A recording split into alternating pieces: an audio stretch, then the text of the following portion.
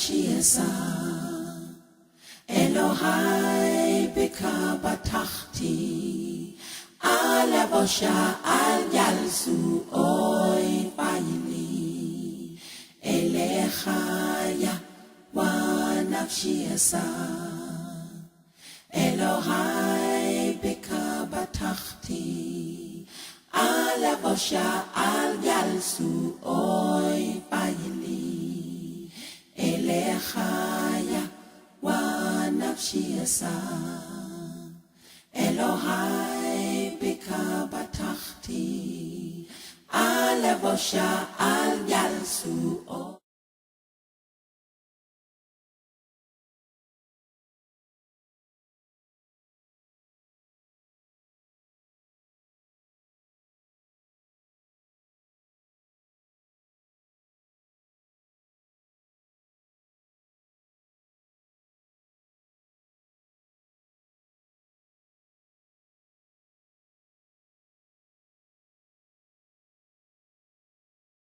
people like to at least visualize who it is that's speaking. So I decided to do this one and let you see your at key, so to speak.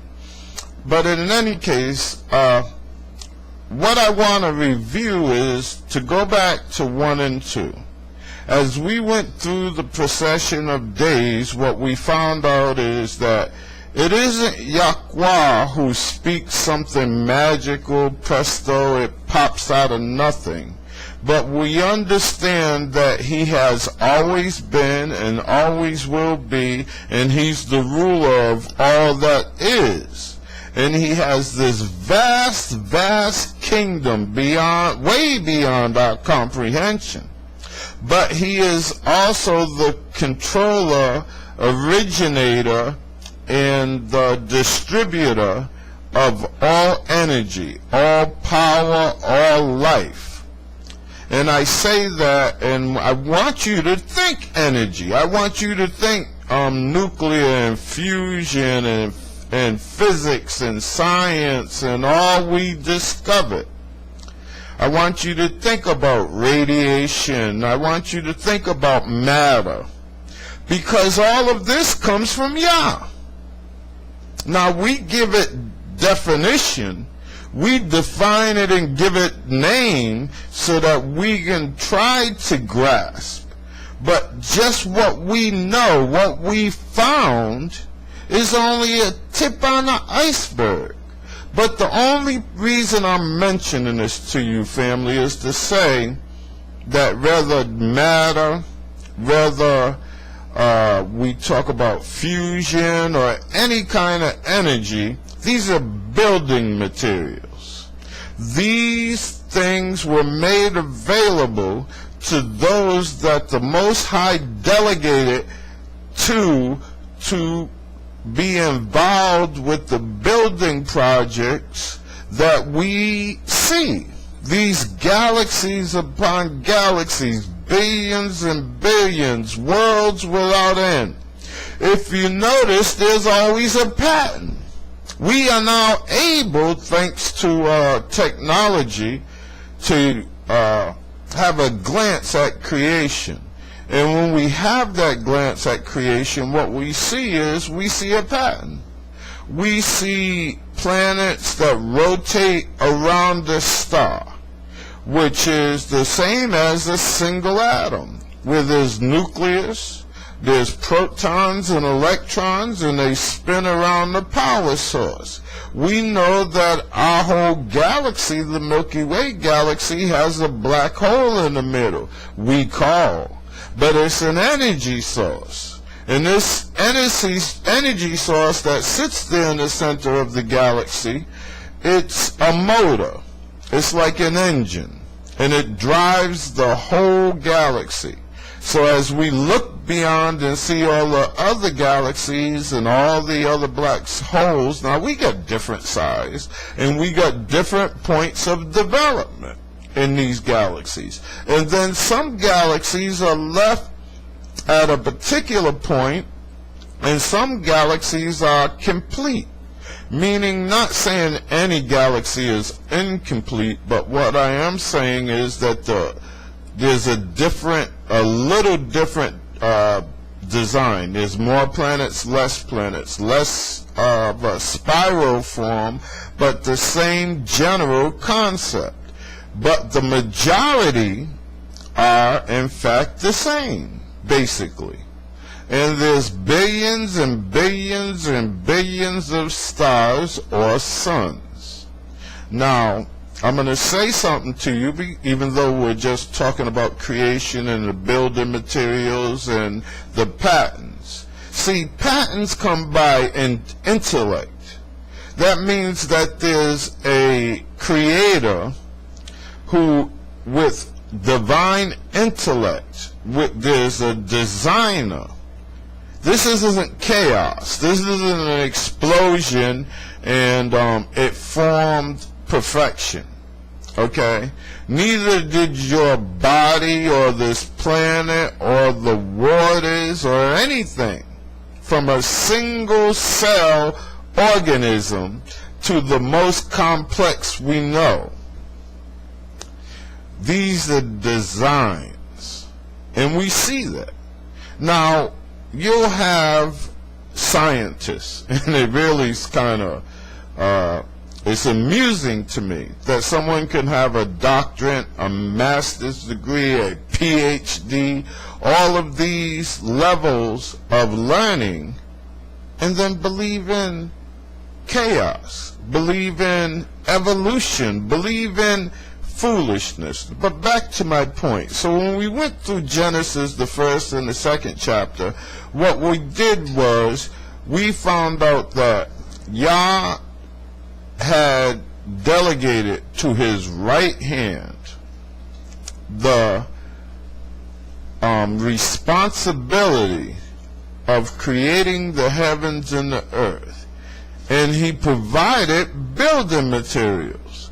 And when we read Genesis from the first chapter, we realized we had a building project going on here. Now, I'm saying that to say also that when you look at the words, and we went through it, and I don't want to spend a lot of time at the beginning because we're at a pivotal point. I'm just reviewing. And we saw that each step of each day a completion in that building project. We dealt with the word beeresheet, with the first being be'eth, a house. Yah establishing a house. This earth is a home, it's a house, complete. And it has a force field. We have the stratosphere. We have all the elements that make our environment, the jet stream, and everything in its proper place. And the earth is put perfectly on course so we can have seasons as it goes on its 365-day-a-year cycle. So, this was a building project to perfection, and that's what we must understand. Now, when he delegated that authority to his right hand, then his right hand went out and delegated, the prince went out, and he got other prince, other sons, other Melachim, the angels, as some call them, and he delegated to them different portions of responsibility in this building project. Now, here's what you got to understand. As we went through, it said, and Yah said. That's a command. A command. A king given a commandment. This is what I want. It shouldn't be complicated, because when we look at the governments of the world, Barack Obama wanted a medical bill. He wanted to do health care. He didn't write it. He had people in his administration. He delegated a responsibility. He told them what he wanted. They made proposals. He looked at them. He picked and chose, and he may have chose some from different elements from each, like I said earlier. came up with a final product, and said, that's it. But they did the work. They made whatever revisions, whatever changes. All he did was say, this is it. This is what I want. And Yah's is even more perfection than that. And there's no legislative body that's going to vote on Yah's decision. That's the only difference in the process of the government of men and the government of Yah. Yah's a dictator. Not in a bad way, not what we assume dictation means, but meaning that the words or the commands originate from him, they are perfect, they are unquestionable, and they are carried out. And that's it. So, Yah said, and it was done. Because when Yah delegated that responsibility, and he explained, he said what he wanted, then the prince went out and he delegated, and they were given the materials and produced what he wanted. Plain and simple. This shouldn't be complicated. If a governor says, I want a bridge, he don't build it. He'll say what he wants. He'll look at proposals, but he ain't going to build the bridge. He ain't out there with no welding machine, no wrenches and hammers, or laying no cement, or whatever is in this process. He just delegates. That's all. Everything from financing to the final project, he delegates. Period. And that's what we must understand. This is the kingdom of Yah, y'all. Get off the religion. Get off the philosophy. Get off the emotional roller coaster. Let's get into reality. Let's expand and broaden our horizons and receive the kingdom of Yah. For the kingdom of Yah is at hand. But we must see. We must be able to quantify. Rabbi Ben-Ami, and I don't want to hear the controversy. Rabbi Ben-Ami, and I'm going to quote him. He said, when he was speaking of the Most High, he said, the problem, because of all of these 20,000 religions, is that we don't understand Yah because he has no form. We must give Yah form. In other words, in order to understand Yah, he's got to have form. Rabbi went on to talk about the things that Yah prefers, and he has a preference, and the things that he rejects. He went on to talk about the character of Yah. Well, I want to talk about the character of the kingdom of Yah, the form of the kingdom of Yah. We got to understand the kingdom of Yah has form. And if we can get that into our beings, that when the Messiah Yahushua came, he came teaching the kingdom of Yah. The prophets, the patriarchs, the prophetess, yes, prophetess. That's another thing. When Yah made man, he made male and female. He made a counterpart, a partner, intelligent, who would have attributes that, if allowed, could flourish in high capacity. If stifled, would be wasted, basically. He made this partner, this counterpart, because man would need to be balanced. He need the help, a help. So now, this is how we should understand our significant other always, not in any other way. We're all servants. She's a servant, I'm a servant, we're servants. The kingdom of Yah is full of those who serve the kingdom of Yah, to the interest of the kingdom of Yah. And if you are not of the interest of the benefit of the kingdom of Yah, then you're contrary to the kingdom of Yah. So if you're in the kingdom of Yah, then you must work to the benefit of the kingdom of Yah. Simple, so make sense? Makes sense. Okay. So, what I'm trying to say here is we need to get practical in our understanding, critical in our evaluation of information. Our fathers wrote thousands of books, thousands of scrolls. Alexander destroyed as much as he could. He couldn't get it all. Our fathers hid things. They moved things around. And as archaeology and through anthropology, we have uncovered much. But the problem with what we've uncovered is that it wasn't uncovered in, let's say, the 10th century, the 6th century, or the 1st century, or before the Common Era. Most of a lot of things were uncovered, I would like to say, over the last 100 years, and that's really a very small space of time, that there's been so much vast amount of information uncovered. I mean, cities, scrolls, evidence, proof that the word of Yah is true.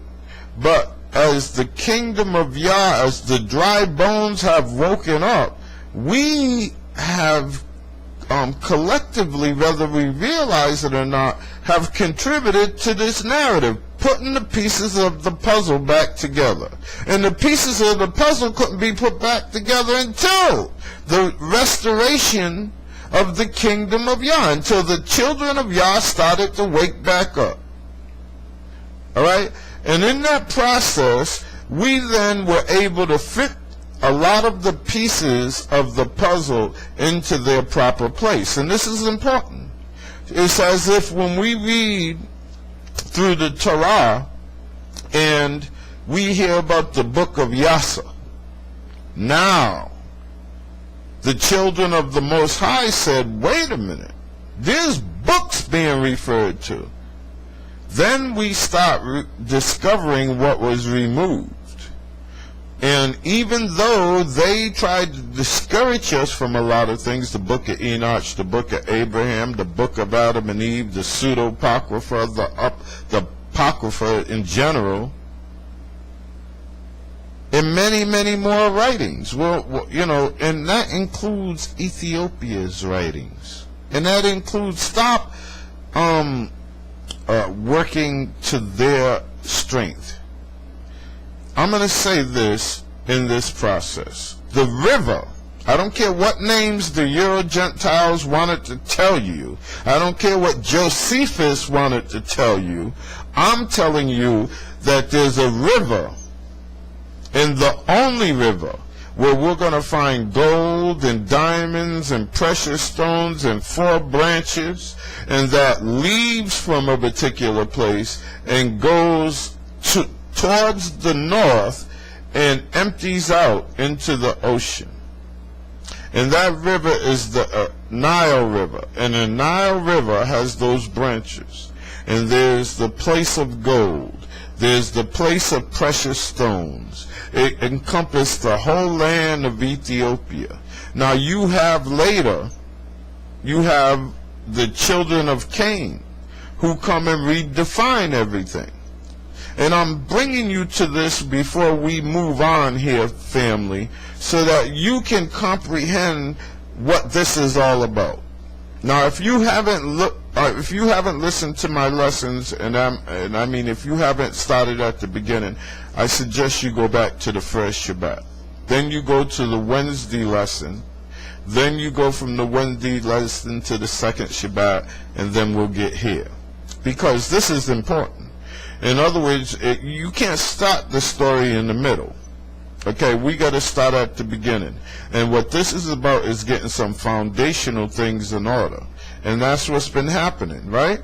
is that we've had a lot of foundational things that have been out of order for too long. And we're here now as the children of the Most High, as Israel, to put the pieces of the puzzle back together. We can't do that through tradition, philosophy, opinion, or any of those things. But as the Ruach HaKodesh guides us, and as if we allow, if we're born again. See, being born again, let me go there. And I've touched this already, but I want to touch it again. When a child, a baby's born, it's empty. It's an empty vessel. It has unlimited capacity, but at the time, its vessel is empty. And it is programmed. At the time its birth, it starts experiencing things. And as it moves on through the weeks and the months and the years, it develops. Well, this is where what we must do, be born again. Empty. Empty. Our minds, our beings, our lives, everything. Empty. And then we must go through the days and the weeks and the months and the years and develop. Just like that baby. And therefore, all of what we thought we knew, we need to just, all of it needs to be questioned, but we need to start at the beginning. We need to first get this foundation right. And that's why I took this on, y'all. To take you, I taught this before, I mean, years ago, but I'm taking you here again to establish the foundation. See, that's what Yah did in Beeresheet in Genesis. He took you to the beginning to establish the foundation with you. What happens is that the foundation has been tampered with. They came and they tried to destroy it. So now here we are, we must put the foundation back right. And that's it. And you must understand that. Repairers of the breach is spoken of in the book of Isaiah. We must do this. Okay, now let's move on with the lesson. I'm sorry, but I have to do this. We must understand how critical, how important, and the value of these lessons and what we're doing here. Because see, what you're going to hear here is not like you've heard before. And I'm not trying to be sensational. I am your Aki, your brother. I'm a servant. I'm not Moray. I'm not Melek. I'm not Nasik. I'm not taking titles. I'm not Rabbi. I'm a servant. I'm your brother. That's who I am. I'm Yisrael ben Yahuda, your Aki. That's it. A servant. And that's all I want to be. I could tell you if necessary. I don't believe it is, but if it is necessary, I'll just tell you briefly. In 1982, I got called out. I left from my home in Rhode Island, kind of similar to what Yah's patterns are the same, basically, like Abraham. Leave from your family and from the land of your birth. And I did. And went out and took on this adventure. And I ended up in the southern regions. I'm from the Northeast, from New England. I ended up in Florida, and then from Florida to South Carolina. And then all through these steps of these process, the Most High developed me. Now, I had setbacks. I had times where I was weak, and then times when I was strong, and transitional periods, and all kinds of things. I'm not trying to tell you that my walk was without struggle. See, that would be a fantasy.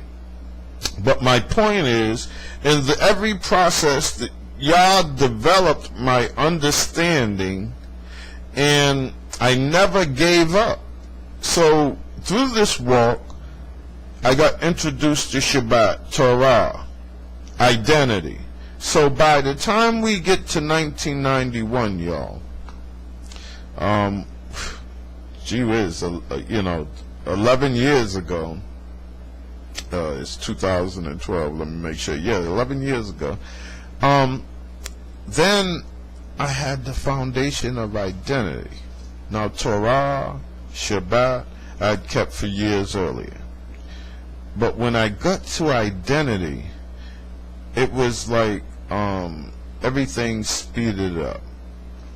And I was blessed, and I can say to you that I was blessed by many experiences, none of any less of importance than my experience with the African Hebrew Israelites of Yerushalayim, or from Dimona under Rabbi Ben-Ami, under Prince Ram, and my exposure to them. And let me explain. It doesn't. Now, here's the thing with us Israelites.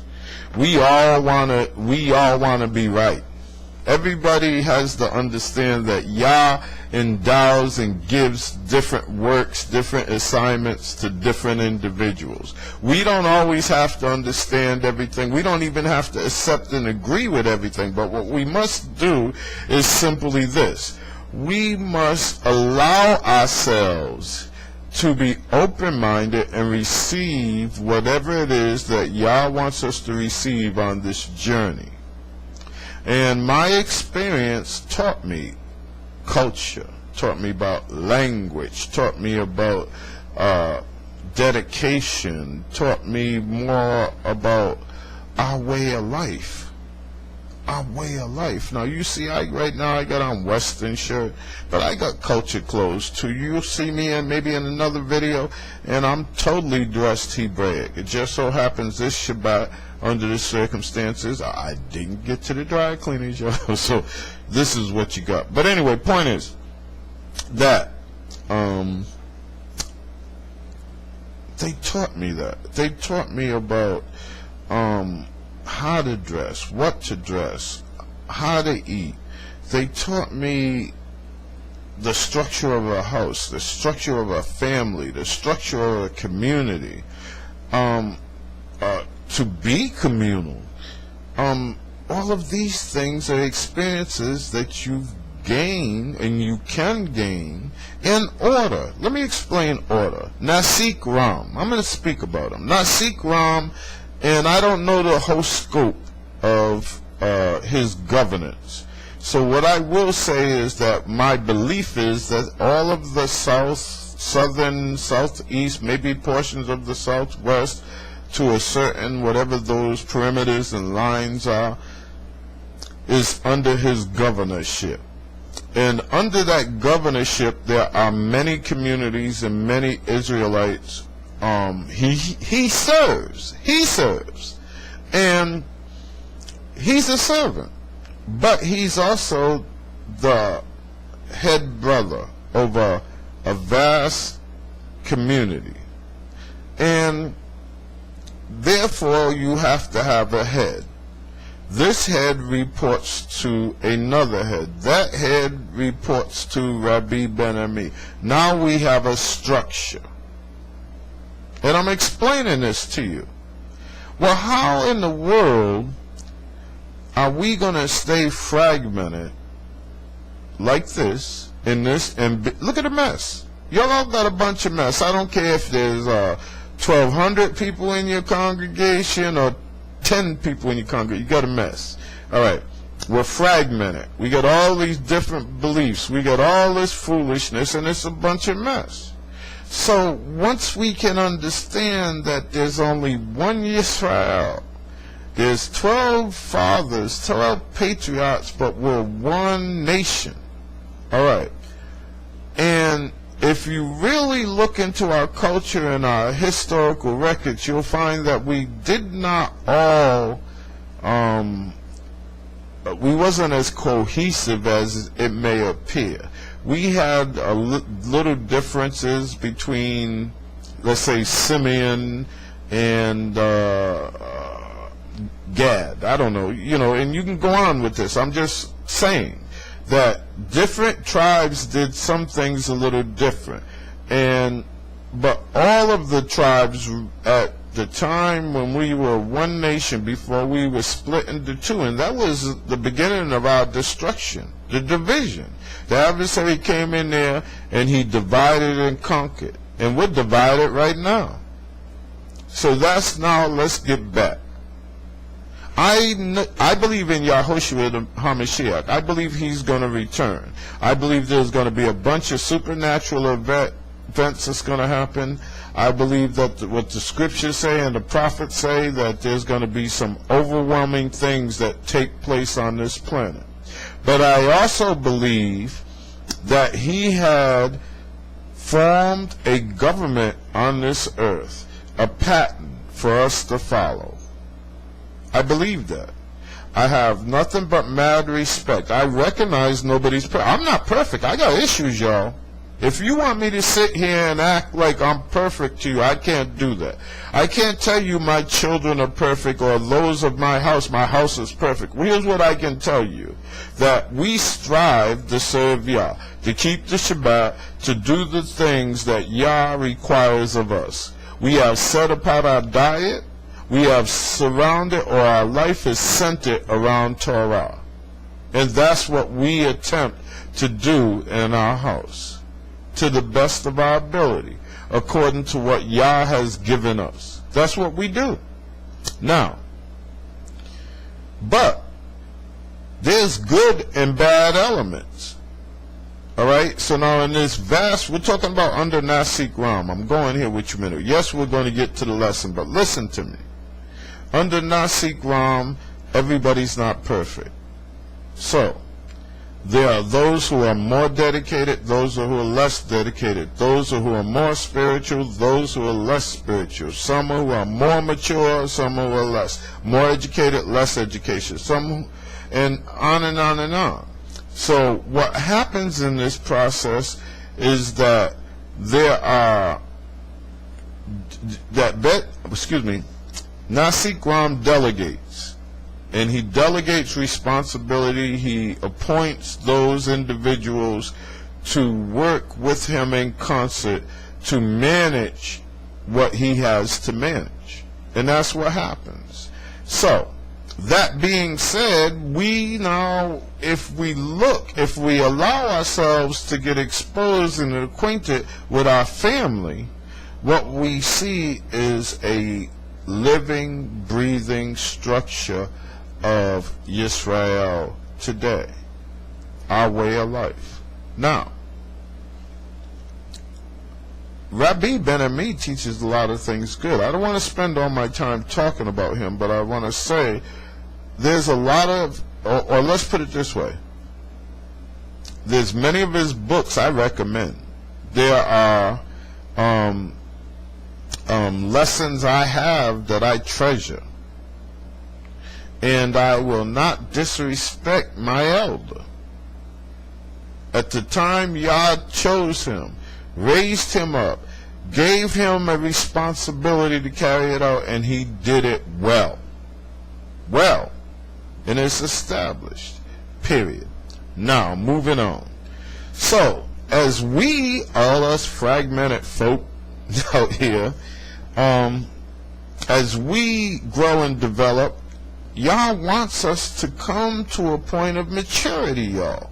We can't sit here and just stay as babes or an adolescent. We must mature. And as you mature, you have to gain strength. You have to gain the things that you need in order to function and to thrive in the kingdom of Yah. Now, so when I come across congregations, brothers and sisters, certain groups, camps, whatever you want to call them, I go into this and I receive what is good, what Yah has for me.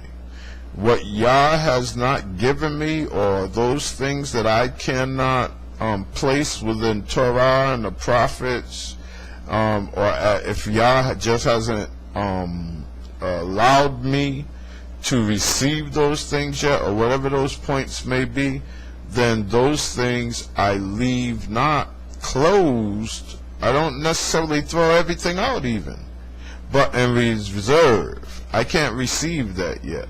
Now, I do not sit back and say, okay, everybody else is wrong and I'm the only one right. No. I can't do that. You can't do that. The moment you get there is the moment you go in the wrong direction. The moment that you allow yourself to be guided by the Ruach HaKodesh, the Messiah says it this way: my sheep hear my voice, and another they shall not follow. We hear Yah if we allow ourselves to hear Yah. Our measuring rod is the Torah and the prophets.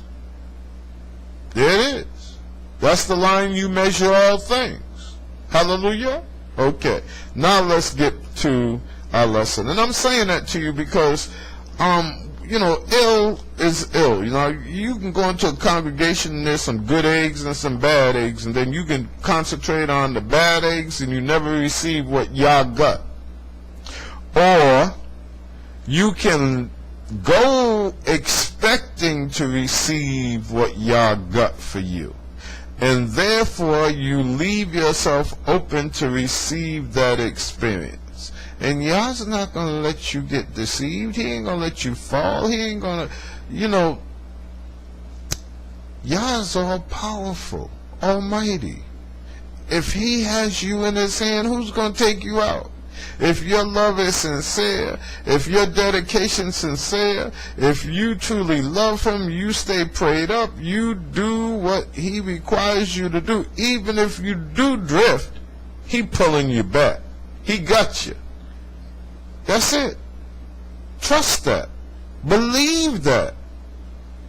That don't mean intentionally tempt him or go out there and drift. It means that if you are in a position where, I like this congregation, or I love this, there's things I like about this, or this seems secure, or they got themselves together, whatever, and these things draw you, but that's not where Yah wants you, then Yah's able to bring you where he wants you. He'll guide you there. You just got to trust to get there. That's my point. You with me? Okay. But as long as he puts you in a place, be there. Because there's things you got to get. Receive it. That's it. And don't go back and then destroy what you benefited from. Don't go back and try to tear it down, and or if the adversary come in with some foolishness, then you want to blame the whole for what the adversary did or whatever. Whatever wrong was done by whatever individuals that do wrong, it's because they succumb. You see? So we can't blame all women for what Hawa or Eve did. We can't, just as we can't blame all men for what our father Adam did. Now, I'm saying all that because I'm trying to get you to open up. Open up. Receive.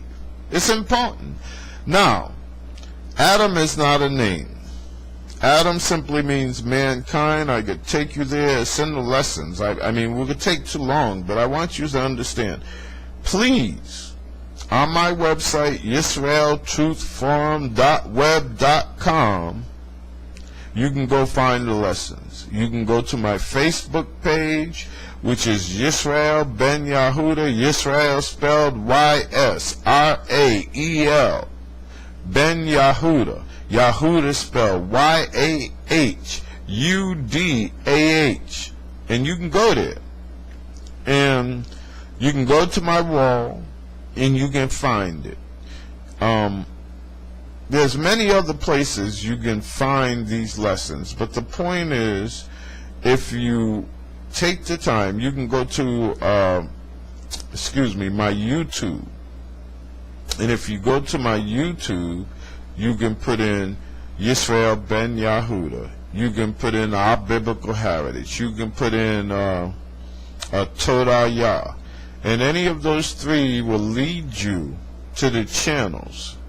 Our biblical heritage, truth. I've established several channels, hundreds of videos I mean, hundreds of videos from many diverse teachers. I mean, many.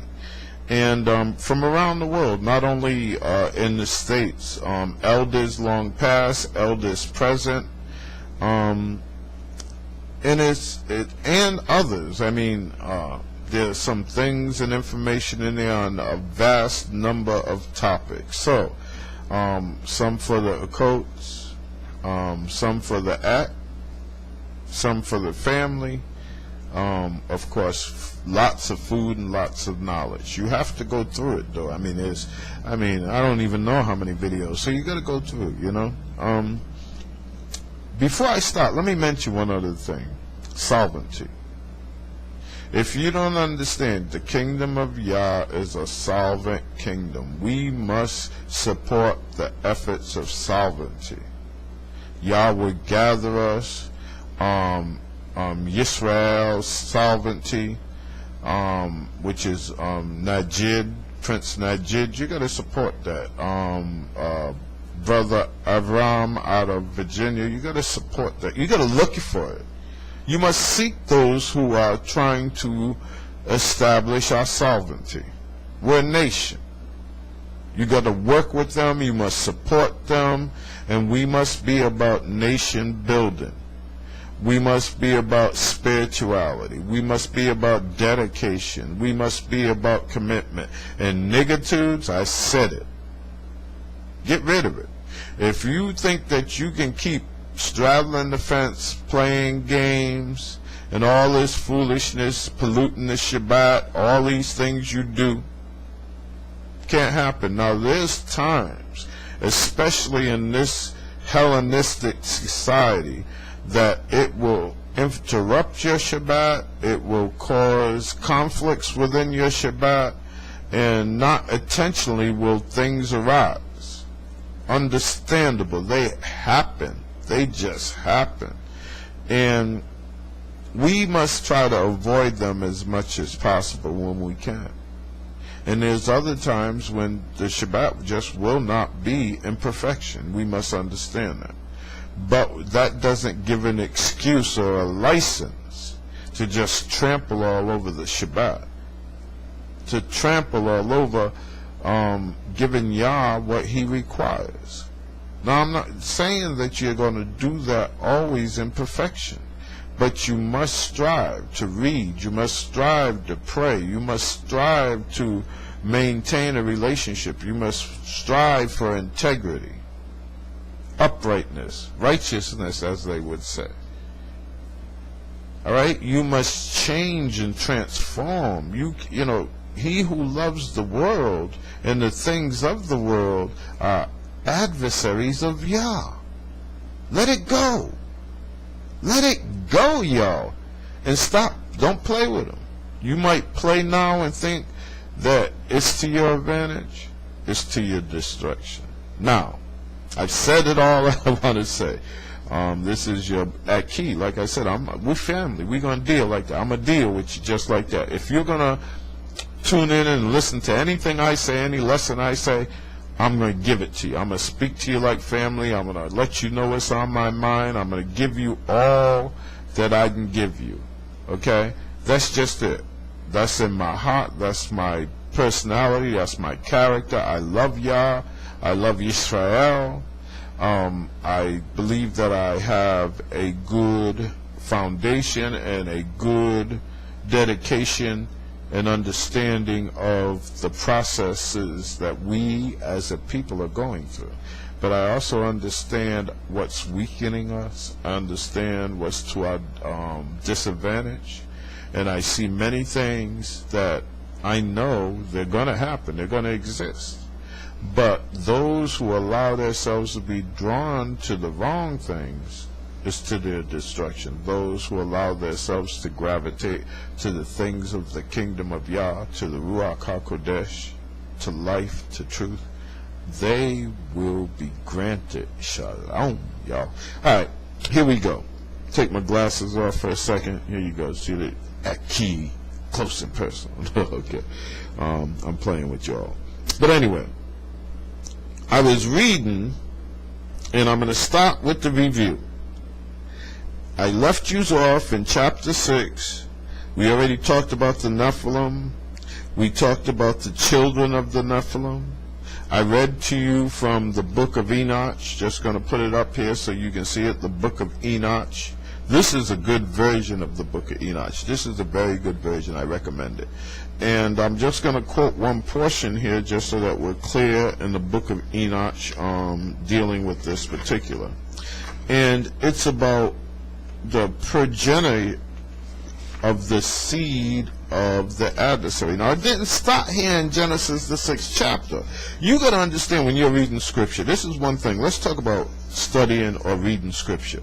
Sometimes things already are in the process, and then Yah brings you along the process. He may mention it at the beginning of the process of something, an occurrence. Then leave that.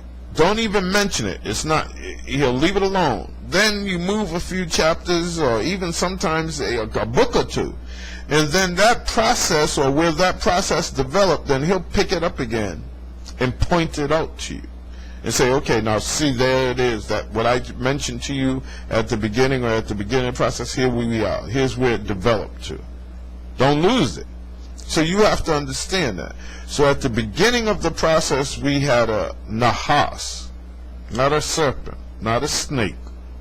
You should think more in terms of a chameleon. Want me to break it down? I'll break it down. I'm going to try to do this briefly, y'all, because we got a lot to cover. And I know we're not going to do it short. Shabbat's never a short lesson, so understand that. So, nahas. Look at it in more of a chameleon, a reptilian, a reptile. And if you seen a lizard, and it was on your gold curtain, that lizard on your gold curtain would turn gold. If it was on your green leaf, it would turn green. If it's on the brown, if it crawled up on your brown counters, it would turn brown. Whatever it is that it, by nature, has a protection mechanism that causes it to change colors. It has that ability to do that. Well, now, check this out. You had a element that came onto this planet amongst men and became like that chameleon. And I want you to stop to think, not only did it take on the form of man, it produced and progenerated children. And then those children went out and they redefined, recast all that Yah created. These are the seeds of Cain. They went and took over all the resources, and then they enslaved the planet and recast everything. And then what we had in this process is, as the chameleon, everywhere they went, they became. They went to Australia, became Australia, went to Africa, became African, came to the American and became American. Everywhere they went, they became Brazilian, this, that, the other thing, Western European, so forth and so on. And I say that because all of Western and Southern Europe was originally inhabited by Adenic people. Let me explain. Africa, Aden, in the land of Ham. Not one, but we got two parts. Aden in the land of Ham. Africa. This includes Arabia, Israel, Lebanon, Syria, Iraq, Jordan, Africa. Before 1840s, the building of the Suez Canal, so forth and so on, that what we call the Middle East today was simply called North Africa. They didn't even go as far as saying Northeast Africa, but North Africa. But when oil and the Suez Canal and shipping and trade and all these things came into being, then all of a sudden North Africa became known as Middle East. Recast. Here's what you got to understand now, simply this. If I say Middle East, that's a direction, that's a point on a map. It's not a continent, not a place, it's a point. Okay? Now, and there's places called, when Nigeria got oil, it's the Middle East. Morocco, it's the Middle East. Libya, it's the Middle East. Egypt, it's the Middle East. The Sudan, it's the Middle East. Ethiopia, it's the Middle East. Somalia, it's the... Come on, man.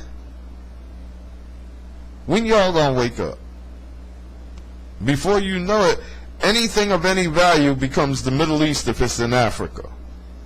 It's like taking a knife and, like Yah said, you partition. That's what they do. They divide up the land.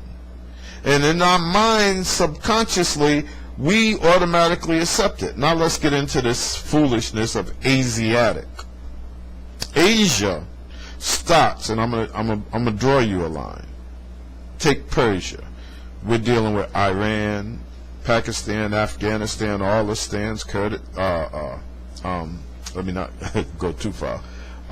There's just a whole bunch of it. I mean, I would have to open up a book and well, I got an atlas here. Let me see. No, I'm not even going to do it. I'm not even going to grab the atlas. But the point is, everything on that side.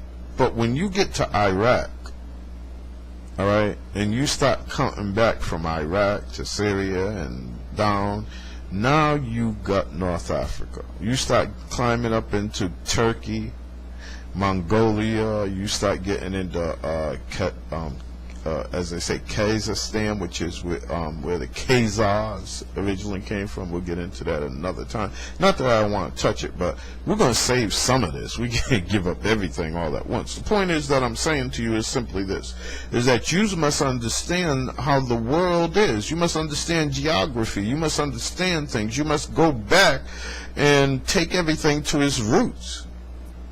The people of North Africa ain't Asiatic. The people of North Africa are North African. Now, what you had was that a seed came in and pushed out the North African, pushed them into the Sudan, pushed them further south. Okay?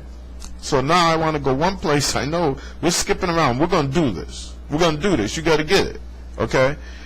Going to 70 of the Common Era, 70 AD, 68 through 70 AD, Titus and Justinian and all of them. And we had the decree and the seas of Yerushalayim, Jerusalem.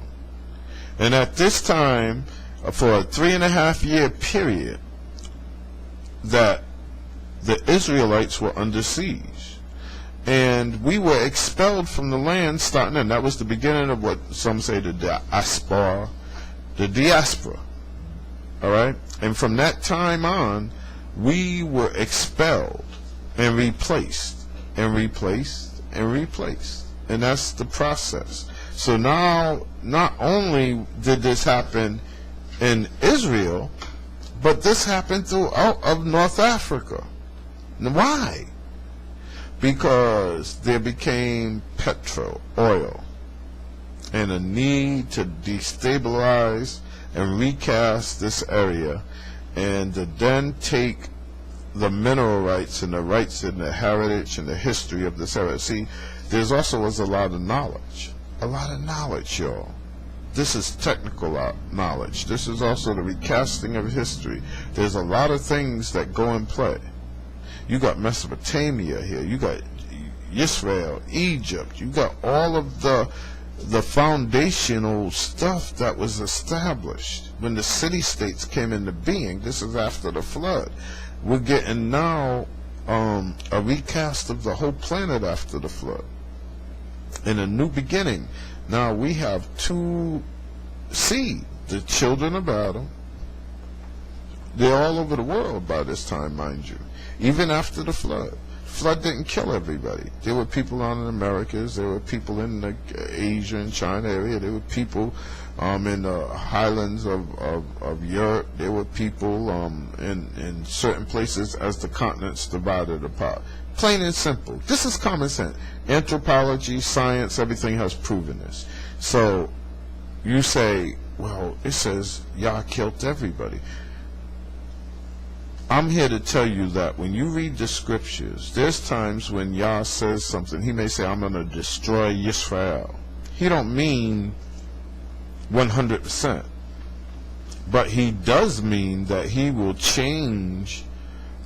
We were destroyed. I'll put it that way. We were destroyed to the point where Yisrael ceased to exist.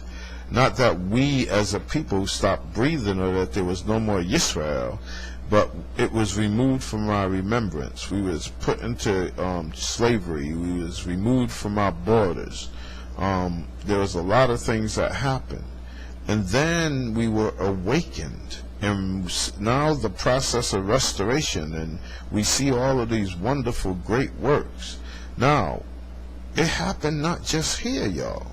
It happened in the places that we, through the diaspora, were spread to. I mean, we had the Mohammedans come down and try to convert us into Islam, and recast and recast and recast. This was the adversary did. So now going back to Cain and his seed. Cain is the first of those Rephilim, the children of the fallen, that came from this here Nahas. And the word Nahas, this part I will go, I'm going to dig it up for you. Just give me a minute. I'm going to get Nahas for you. It's too important. You need this one. Give me 1 second.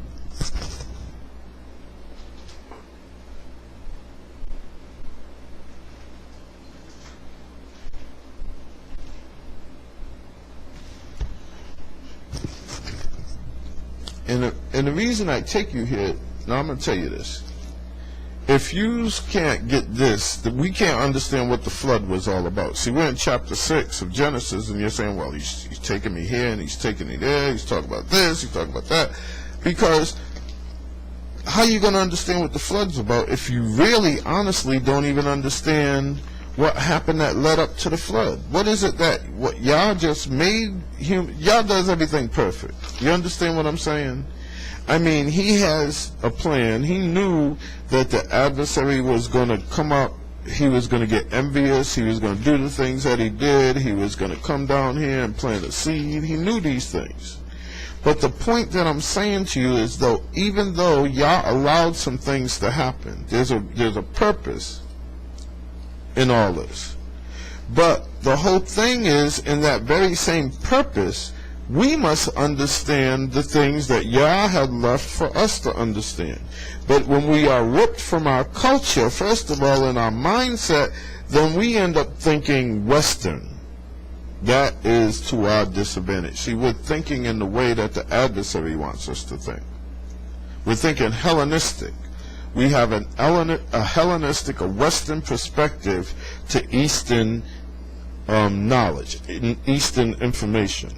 Now here's what I'm doing. I'm going to Genesis, the 3rd chapter, the 1st verse, where the serpent's mentioned, and the word serpent is Nahas. And we're going to find that because we're going to go to Genesis 51. I'm going to go here to the concordance, to 5175. 5175 is not the root. I'm going to tell you that in advance. 5175 conveniently takes you to the Yiddish. So you don't just go to the first point when you go and you use this concordance. You got to understand this concordance. This concordance was not written by us. They took our language and it's here, and the root of our language is in here too. But if you take the first reference that it points to and you say, oh, there it is, and you don't take it back to the root, sometimes that's what you got to do. So we're going to go to 5175 first. I'm going to show you how we do it. You're going to learn how to use this concordance. If you don't have a concordance, a strong concordance, this is from the strong concordance, 5175 of the Hebrew dictionary. We got the word Nahas, where serpent is. But we're going to back up to 5172. 5172, y'all, is the root. Proving it. 5172, a prime root. To hiss, i.e. whisper. A magic spell. Okay? Prognosticate, certainly divine enchanter. Enchantment learned by experience and indeed diligently observed. You want me to break that down for you? A magic spell and enchantment cast and practiced continuously. I'm breaking it down in English. I hope you got that. I hope you can get it. Nahas. The word for serpent is telanim in Hebrew, not Nahas. Now let's go to the Yiddish rendition, 5175. They got a Nahas here from 5172, where I just took you. From 5172, a snake from its hiss, serpent. You see?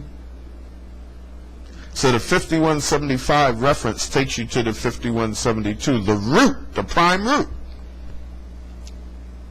And then the prime root is your answer. It's the Hebrew, the root, the foundation. There it is.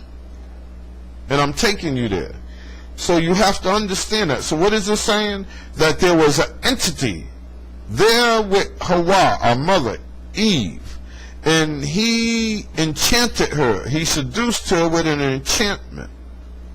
And he did that when he seduced her, and he planted a seed. I'm telling you straight up.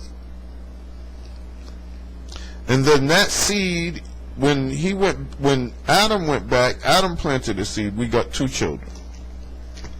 We got the child, the seed of the wicked one, and we got the child of Adam.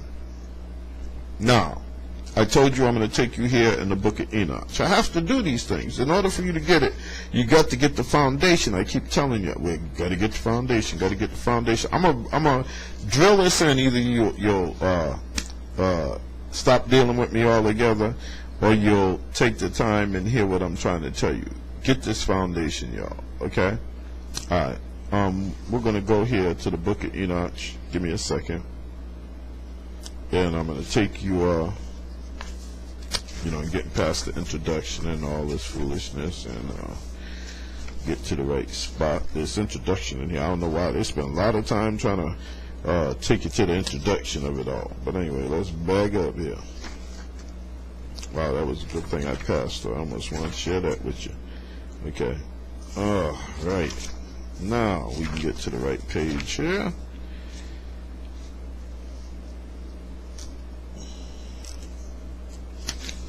It's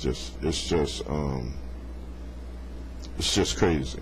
All right, in the 7th chapter, section 2 of the book of Enoch, I don't know if you can see that clearly. I'm trying to give it to you, and for me it starts right down here, and it says, it happened after the sons of men had multitude, after the human family, the Adams, have multiplied. Now we're going back, and I'm going to give you that too. In those days the daughters were born to them, elegant and beautiful. And when the angels, the sons of heaven, beheld them, they became enumerated of them, saying to each other, Come, let us select for ourselves wives from the prodigy of men, and let us beget children. Then their leader Samyaza said to them, I fear that you may perhaps be indisposed in the performance of this enterprise. I'm going to stop. I ain't no need for me to go any further. Now, there's going to be those who want to keep you in the lie. They're going to say to you, angels don't have children. It says in the scripture that when the Messiah comes, we'll all be transformed in new glorified bodies, and we'll be like the Melachim, and they don't marry and all these things. Melachim came and ate, drank. When Abraham was told that he was going to have a son, before they went down into Sodom and Gomorrah to deal with that mess, Melachim came, sat with our father Abraham. He made a meal. He gave them drink. They ate and they drank. He touched, he felt. They were as men. When they went down into Sodom and Gomorrah, they was mistaken as a human being. And they went in with our father Lot when they went down into Sodom and Gomorrah. You could touch them. You could feel them. They ate. They drank. Our father Yaakov, which they called Jacob, wrestled all night long. Had his hip broken in the end, but he wrestled. There was a purpose for it. Ezekiel, on and on and on and on. Daniel, so forth, so on. Described Melachim angels that looked like me and you. Did the things. Now, they could eat, they could drink, they could wrestle. So let's get off this, okay? They took it upon themselves to do what was necessary so that they could seduce women and produce children. That's what it's telling you here in the scriptures. Now, there's a point I wanted to bring up. If you would back up with me just for a second to chapter 5. And please just take a second and hear what I'm going to tell you in chapter 5. Okay? Read from chapter 5. We are going to start from verse 1. This is the book of the genealogy of Adam in the day that Elohim created man. He made him in the likeness of Elohim. Verse 2. Male and female created he them, and he blessed them, and he called their, plural, name Adam. Male and female he created them, and he called their, plural, name Adam. Male and female, Adam. Why? I can take you there in the concordance and give you the Hebrew, Adam, and we can go to the Yiddish reference, but I'm going to give you the Hebrew. The Hebrew is human being. Species. That's what it is. Not this here red and ruddy and all this other foolishness, this diversion. Now I'm going to tell you how the adversary is. He's sleight of hand. He has you looking at the right hand over here, and he's doing something with the left hand over here, and he's trying to play the sleight of hand with you. And while you're paying attention to this hand, he's over here robbing you with this other one. So what you have to do is you got to get off the diversionary tactics that he set up, the red, the ruddy, the foolishness, and get into the root, the foundation. Adam means human being, the human species, male and female. Our father that we call Adam, we don't get his name. His name's never given. And the word Hawa or Eve does not mean mother of all living. Okay? It doesn't mean that. It didn't even say that. What her name implies is giver of life, vessel of life, Be'eth, giver of life. She brings forth life. That's what her name refers to. Let's stop this, y'all. You got to study to show yourself approved. If you're going to sit here point after point in deception, diversion, and never get to the reality, to the real roots of what this book is saying, you're going to be forever lost. If you can't get the foundation together, and these things that I'm explaining to you, they're foundational. You must know that the word Hawa and Eve does not mean mother of all living. She ain't the mother of no trees, frogs, fish, bull, hippopotamus, giraffe. She's not the mother of all living. And she ain't the mother of all human beings. Now, I'm going to say something else before I continue. You read this on your own. Okay? In the 6th day of creation, Yah made male and female, created he them. Both. He rested on the Shabbat. It doesn't give us a time, a day after the Shabbat. It didn't say first day, first year, 12th year, 100th year, 1000th year after the Shabbat that he rested on that 7th day and set it apart in the narrative of creation. But sometime after the Shabbat, he made a man. He made a set-apart place. He placed the man in the set-apart place, gave him instructions. The Nahas was there.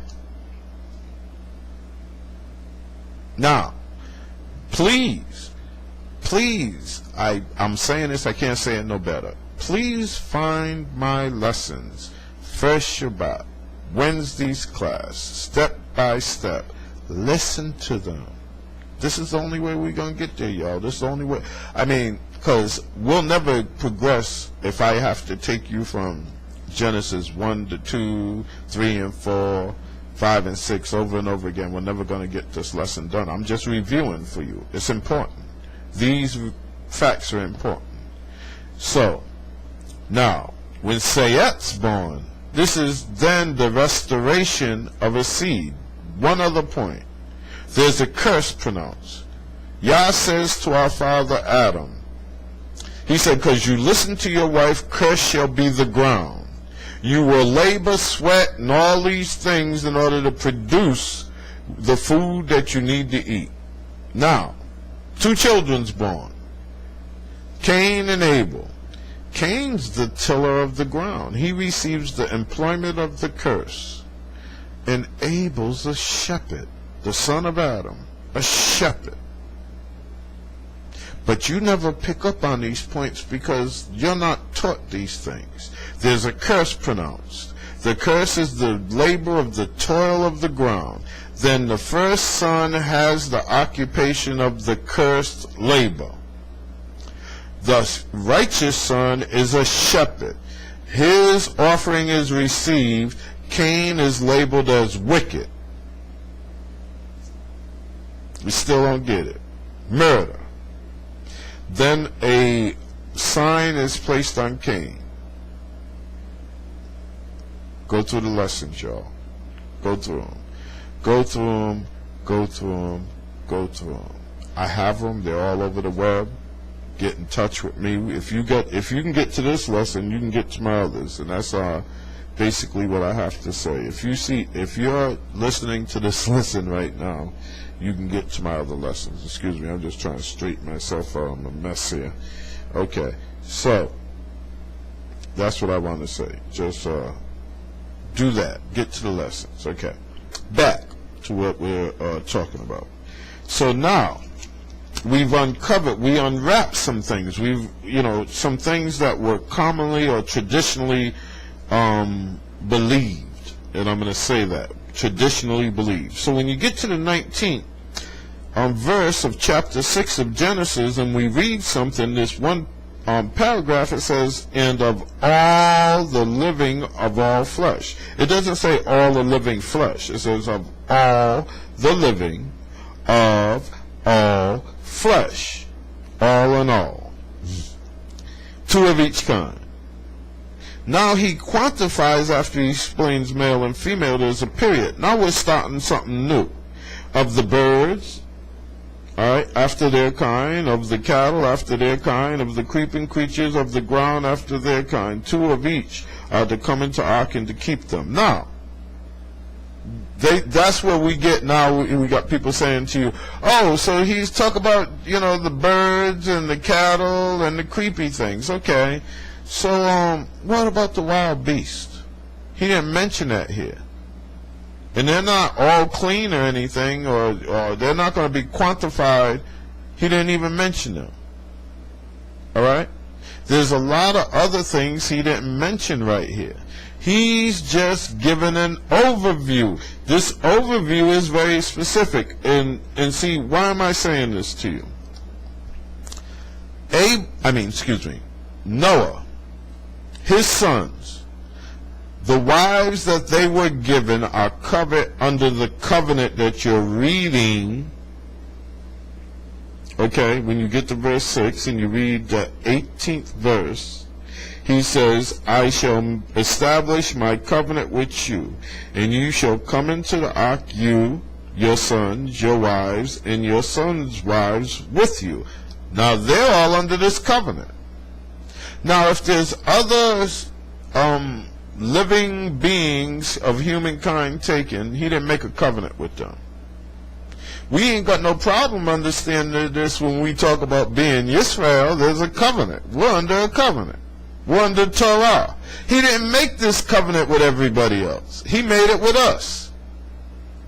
Oh, we can understand that. And not just one covenant did he make with us. There are several points in this covenant. Now, they're all covered in Torah, but the point is we start with this covenant, and we move on to the Abrahamic covenant, and we move on to the covenant made with Yaakov, then we go to the covenant that was given during the time of Moshe, then we have covenants that was given with Dawi, we got covenants that were given with Shlomo, Yahoshua. Covenants, covenants, covenants, covenants. Covenants. We ain't got no problem receiving them. When we're talking about us, personally, the Noah covenant right here, there's a covenant being made. And the only ones that specified in this covenant were listed. So, when he says all living, let me read it, let me quote it, I'm sorry, I don't want to misquote. And of all the living of all flesh, male and female at the very end. He don't mention all the animals. Verse 21. As for you, take of all the food that is eaten and gather it for yourself, and it shall be food for you and for them. And Noah did according to all that Elohim commanded him. So he did. Boom, we go into chapter 7. We're in another chapter. We're at another frame. We're going into another thought. We're still dealing with the same subject, another thought. And Yahweh said to Noah, here we go, here's another conversation, come into the ark, you and all your household, because I have seen that you are righteous before me in this generation. Of all the clean beasts take with you 7 pairs, a male and his female. And of all the beasts that are unclean 2, a male and his female. And the birds of the heavens 7 pairs, male and female, to keep the offspring alive on the face of the earth. For after 7 more days I am sending rain on the earth, 40 days and 40 nights, and shall wipe from the face of the earth all that stand that I created. Now, if he was to destroy all that stands that he created, I want you to think about this, then the earth should be gone. Every mountain, every hill, every bit of land, every tree, everything. He said all that he created.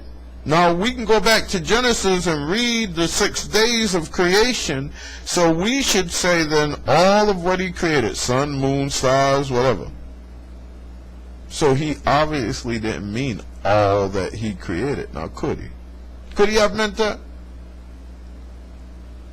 But his words say excuse me, verse 4, the very last portion of the paragraph, and I'm going to back up to the comma, and shall wipe from the face of the earth, from the face of the earth, from the face, so let's forget about the stars and moon for a minute, from the face of the earth, all that stand that I created.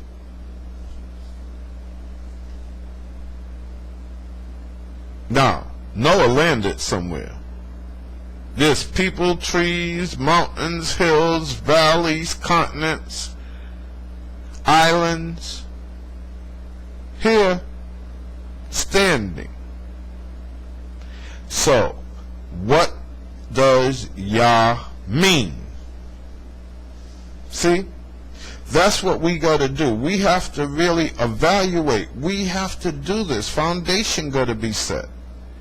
Now, on the other point, again, and let me point back up, excuse me, because I don't want to leave this out. I really don't.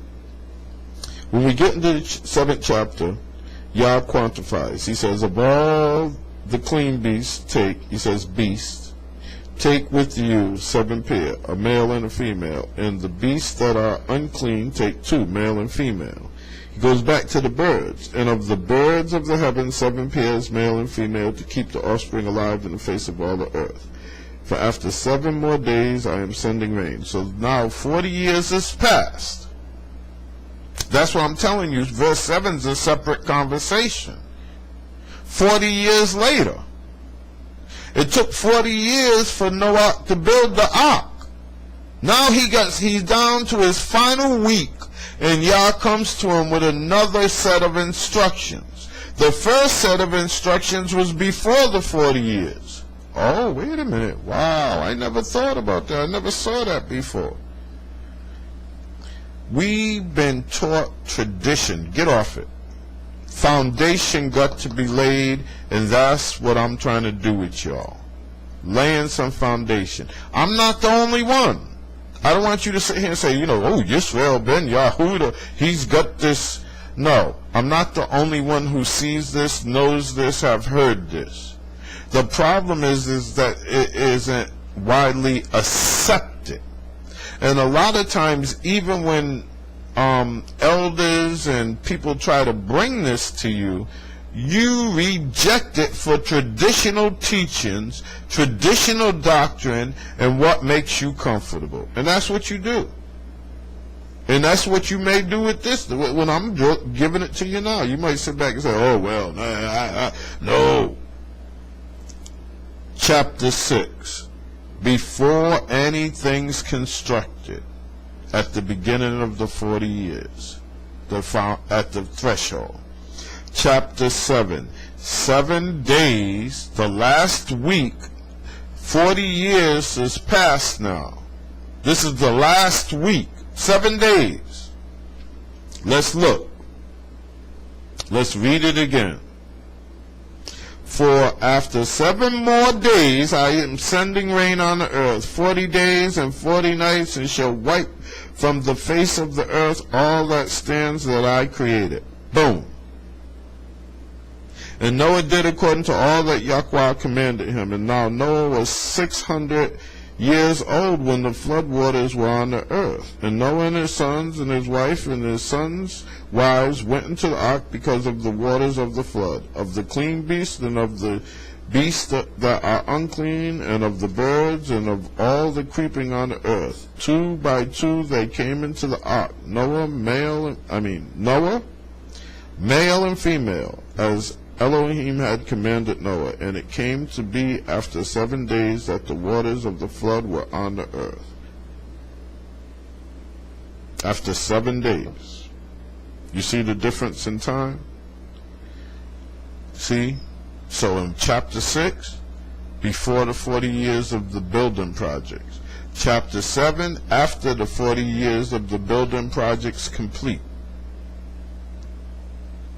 You following me?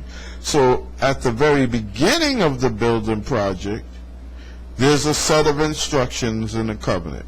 After the 40 years, in the last week of the building project, there's a set of instructions. The building project's complete.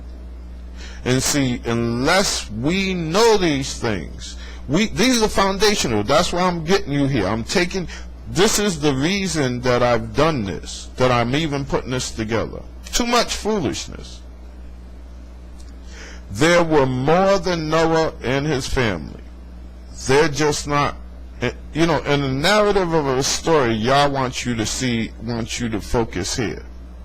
He's not trying to give you any distractions. That doesn't mean he doesn't bring clarity. It's just that we don't always receive clarity. But he don't want you distracted. He wants you focused. So if you really, really think about what happened is, even when we go back to Genesis, long before Seth or Saeth is born, we have a period where Yah's not even talking about Adam having any children, Hawa having any children.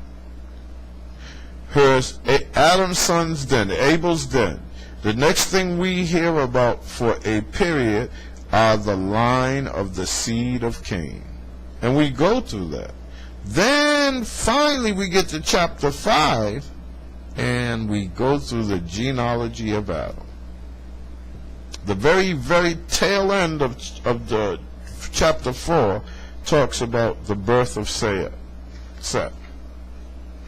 His name is Seth, by the way. We say Seth, but Seth, getting it straight. And then we go through that process of that birth, and we read about the seed of Adam. Why? Because now we're going to get to Noah. He's part of the seed of Adam.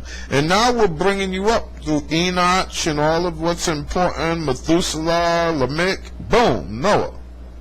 Let's get up. But the reason he wanted you to first focus on the seed of Cain is because there's relevance. The relevance is that the adversary's seed is starting to multiply on the earth. These Rephilim, the children of the fallen, see, that's the other thing. Nephilim, the fallen ones. But when it says Rephilim, we want to say giants. Giants, yes. But also, the giants are what? The offspring of the Nephilim. Rephilim, the offspring, the children of the Nephilim. Important. They named places, they even used the name Rephilim. And they weren't all giants. Because you got to understand there's a progression going on. You think that the adversary wanted all of the sons, the Adams, the seed of Adam, right? They're going around in one stature. And then he's producing seed, and they're coming around in giants. At some point, they got to level out with each other. Because he's trying to dominate the earth. You see what I'm saying? Now, the giants were necessary in the beginning, believe me, for his purpose of fear, intimidation, and overwhelming control over this planet. So we had this process. But then after a time we had where of course the earth expands, the stature of men and giants change, and then they balance out. Okay? But there's a slow progression, because we know when we come out of the emancipation in Egypt with Moshe, and the spies were sent in the land, there still were these Rephaim giants. During David or David's time, we still got these Rephaim giants. And all the way until Jerusalem is finally taken. And this was done by David. David spent most of his military career doing just that. We're getting ahead, but I'm just telling you. Fighting against these children of the fallen. When we were given instructions, our fathers were given instructions, kill everything.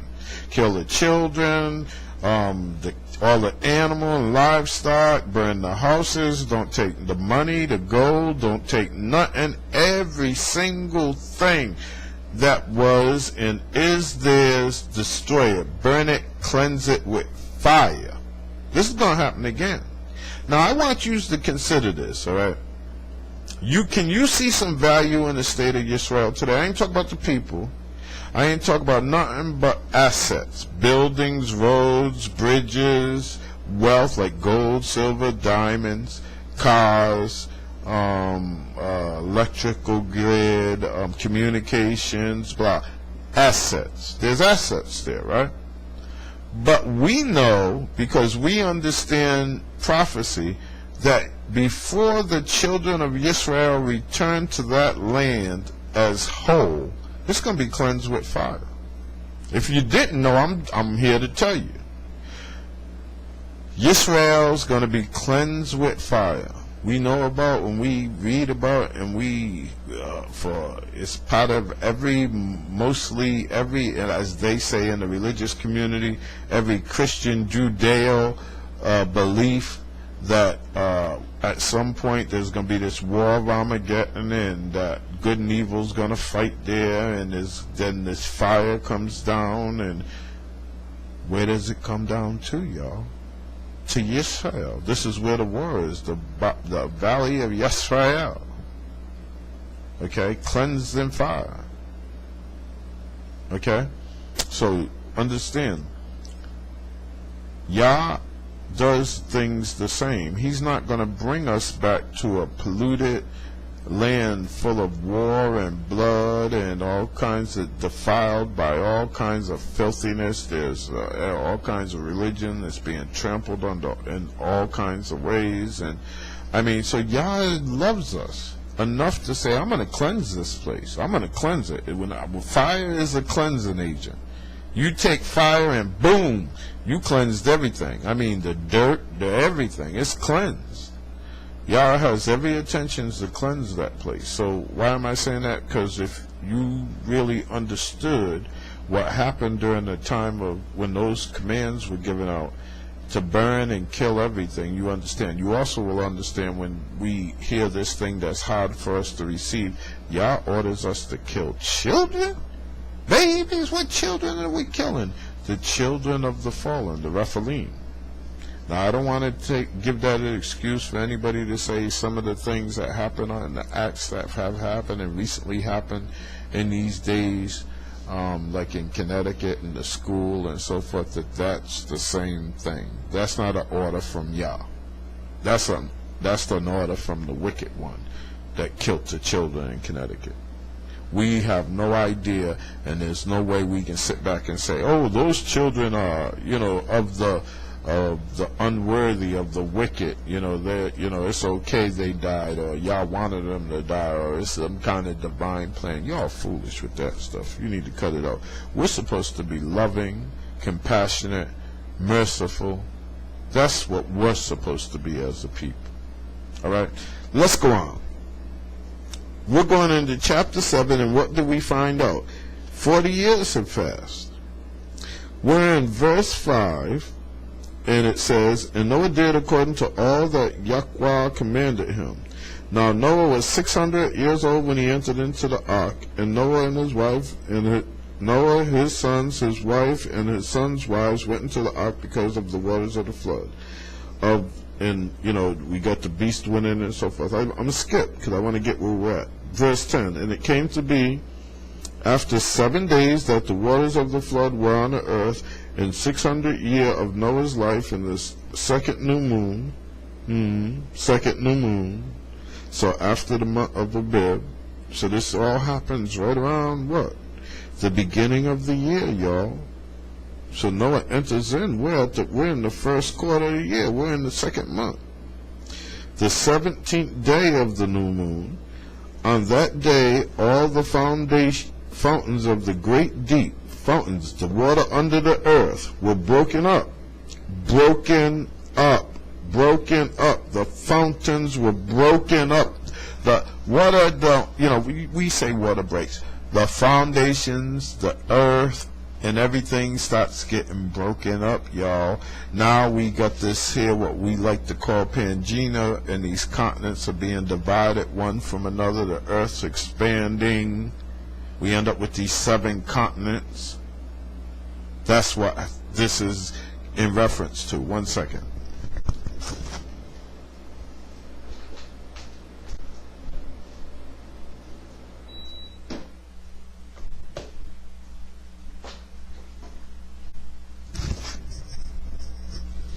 Excuse me, y'all.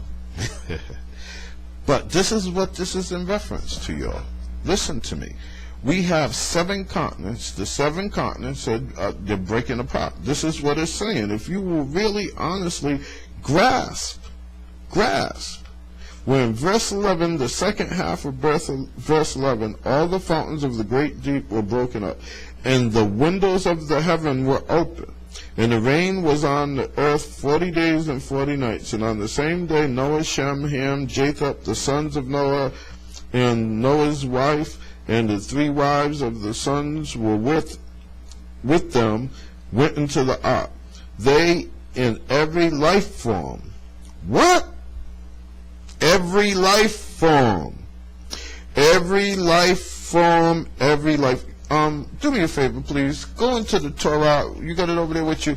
Go into Torah to Genesis, the 7th chapter. I mean, because honestly, I'm reading from here. Now, I can go grab a King James, and I got one, and I can grab I got all kinds of books. Here's a King James here. The cover ain't on, excuse me. King James. I can go here into a King James. Let's see what this says.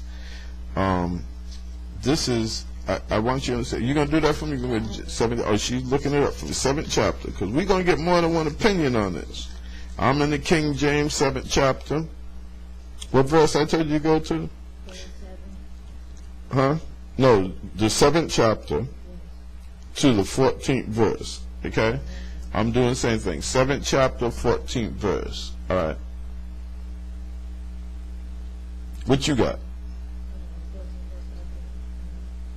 They and every beast after its kind, all cattle after their kind, every cruel creature that crawls on the ground after its kind, and every bird after its kind, every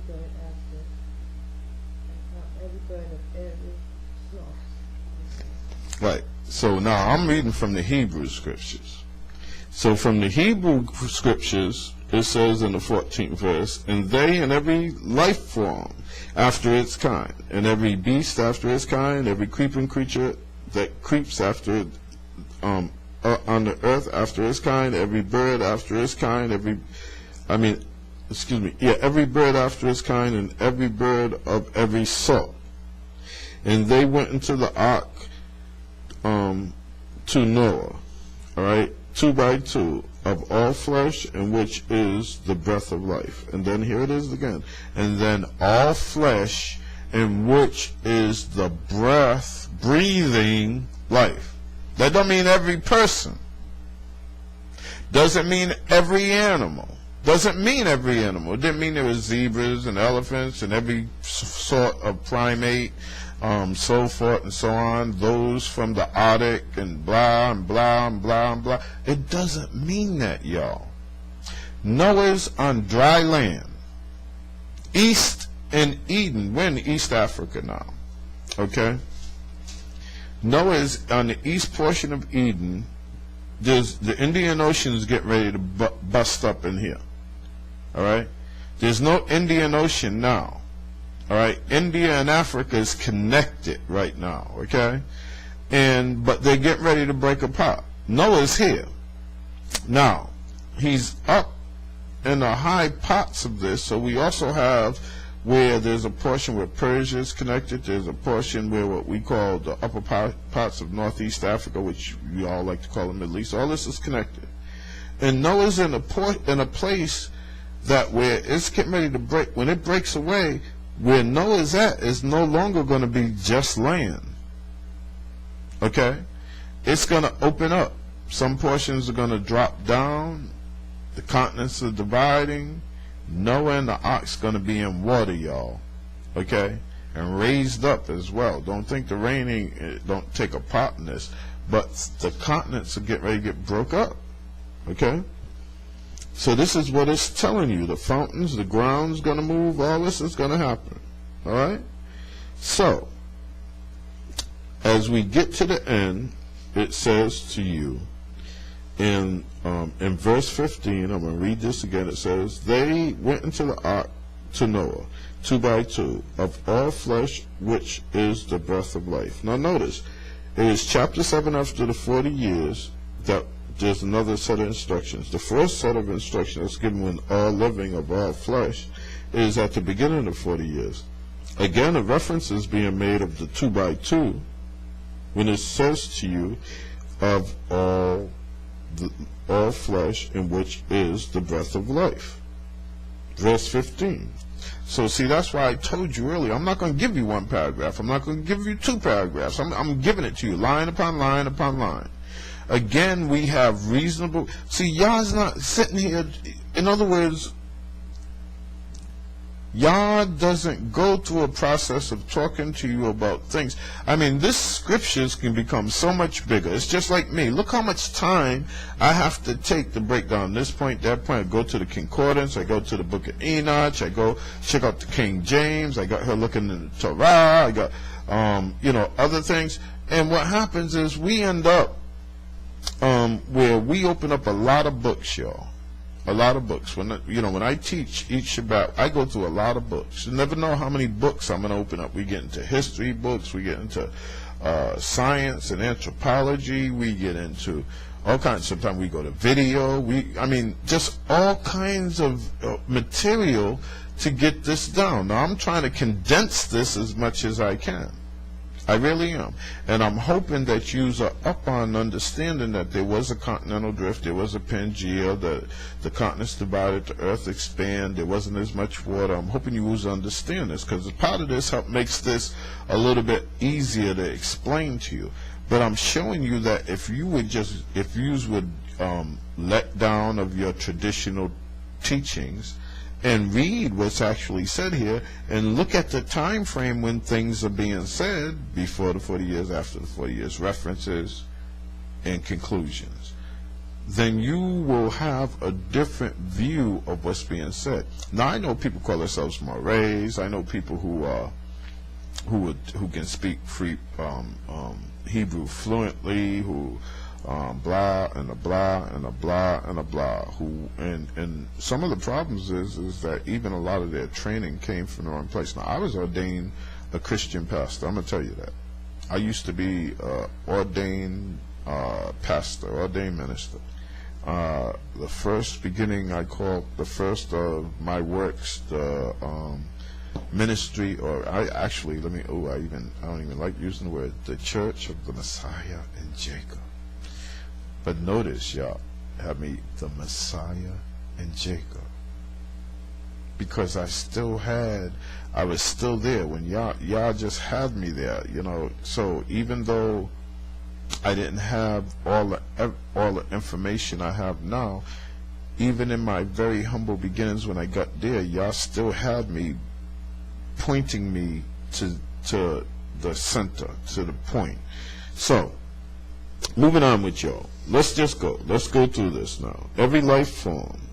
Verse 15, we got of everything that has breath. Verse 16, and those going in, male and female, of all flesh, there it is again, went in as Elohim had commanded him, and Yahweh shut him in. And the flood was on the earth 40 days, and the waters increased and lifted up the ark, and it rose high above the earth. And the waters were mighty and greatly increased on the earth. And this is what would happen. Okay? But now, let me say to you, just because waters greatly increased on the earth does not mean that as the continents divided, you got tsunamis, you got all. Well, let me go there first. Here, continent divides. Let's use India. India is dividing. It's moving east. Okay? Now, when it stops, the tsunami is going to hit it from the western portion, and it's going to go inland somewhat.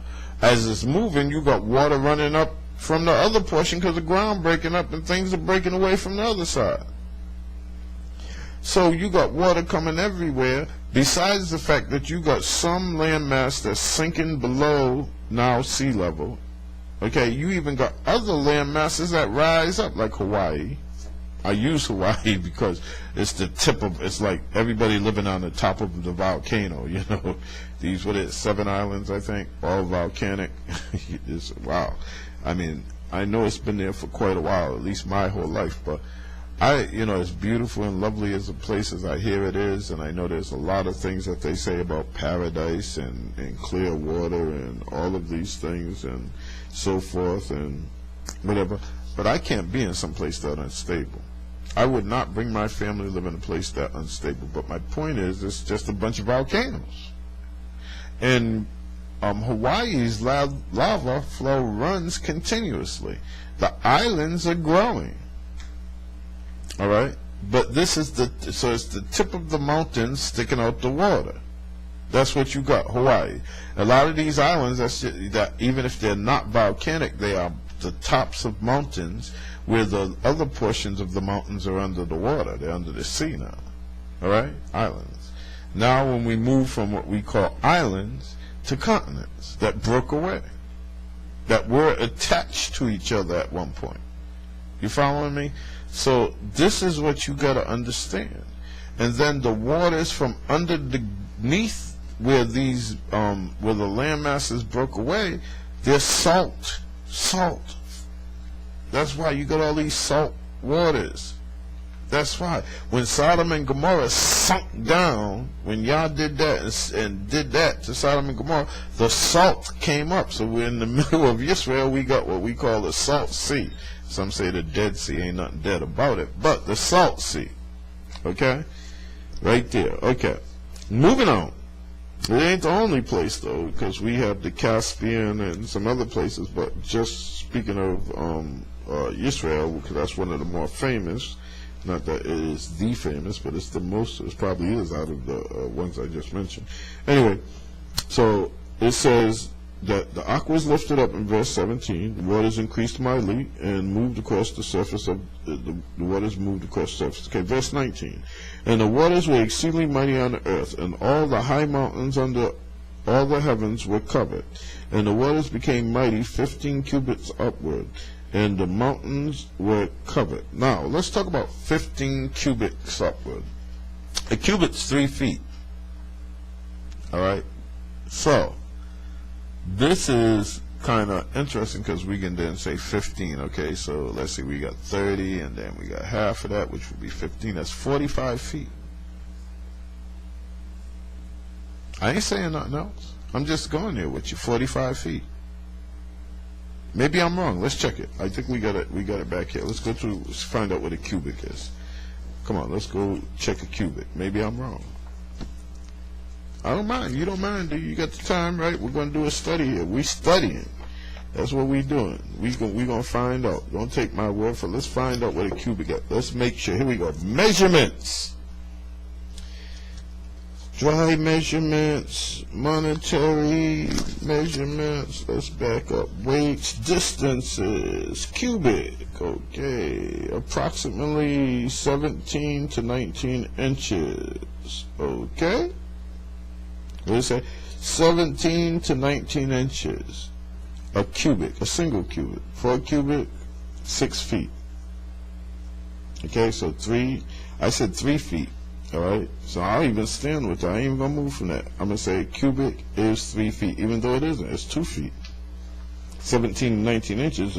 2 feet is 24 inches. I'm just giving it a couple. I'm round figuring with y'all because that's what I'm trying to do. So it says 17 to 19 inches.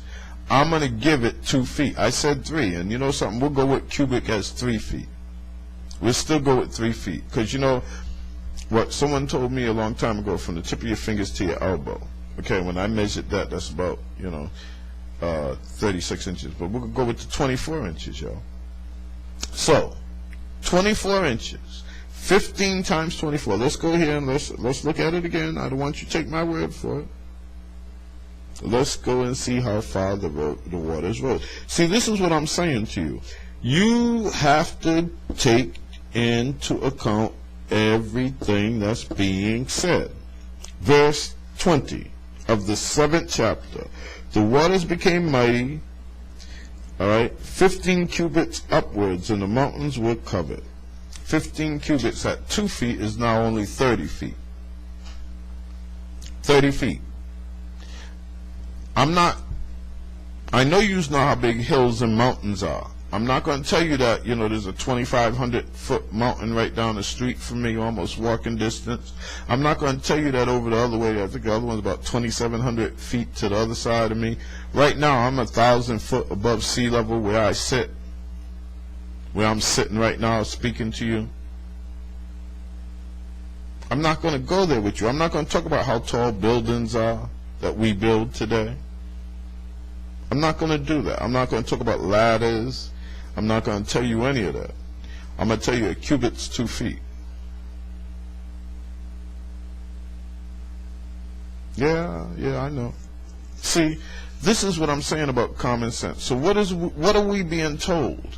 If the continents divide and the earth was predominantly land, and then all of a sudden the continents divide, the earth expands, we got a flood going on because instead of having 3/4 land, we now got 1/3 land, we got 2/3 water. Flood. All right? Then we got tsunamis, we got water coming up on portions, and then even some of the mountains that sunk down, just think about it. Let's go Hawaii, the 7 islands of Hawaii, which are mountains. We know this, we know they're volcanoes, and this just happens. Do you think there's going to be tsunamis and waves, like you see in the, we hear about in Indonesia, all these other, and they're coming in and covering, and before they finally settle down in the end, and then all of a sudden the islands and things, and you follow what I mean? You gotta get a honest, realistic view of what we're seeing here, what y'all saying here. Don't go with this traditional religious philosophy. These people sell you all kinds of things. Then we got fantasy. We got reality and fantasy. Reality and fantasy. Sleight of hand. Things being recast, redefinition, all kinds. And I'm showing this to you because I'm going to take you somewhere. It was a few years back. I don't even remember how many years, but it was less than 5, maybe 10. And Mount Sinai was good to me. Mount Sinai, Moshe took us there. We received the commandments from Yah. We settled around the mountain. It trembled, it quaked, it so forth, and so on, and blah. And I was studying and doing research, not about Mount Sinai or anything concerning Mount Sinai, but accidentally I ran across another name. Harib. I said, Harib? Then I read on, and I read where y'all said, and bring them back here to this mount. Harib. Not Sinai. Harib is in Arabia. Arabia, not Sinai Peninsula. Not Mount Sinai, but Harib.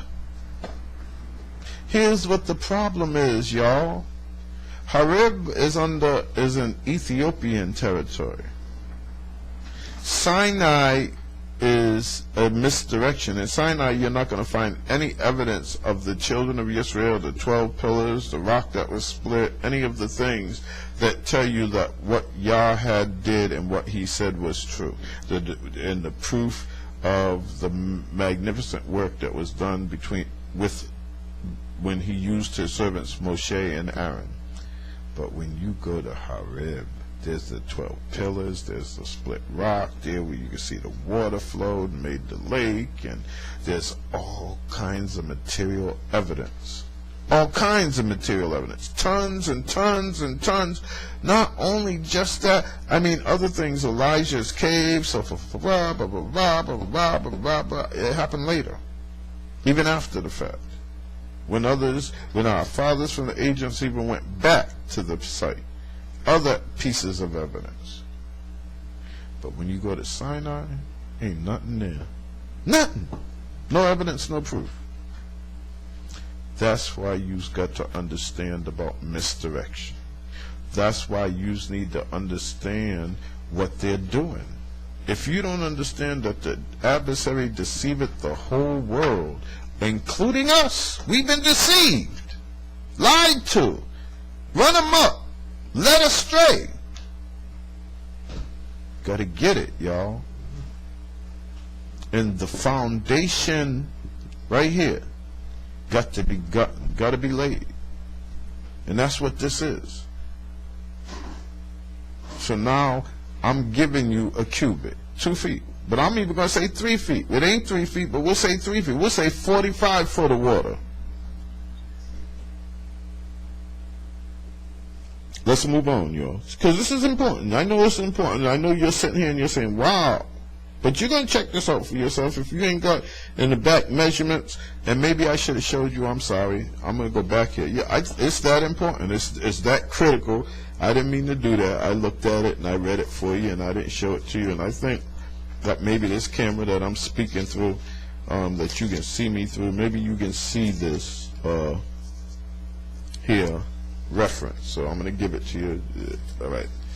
Now I'm looking. Just let me get it in a good view for you, and I hope that you can see that. I pray and hope that you can see the reference to cubic, and you can see the feet, and you can see the metric and the standard measurement there. Okay. Now I'm going to point it out to you. I'm going to put my fingers under it, and 2 places here, so you can see where it is I'm giving you reference to, and you can see it for yourself. A cubit. And I'm sorry, I mean I should have did that in the first place, but I wanted to go back because I want you to see it. A cubit.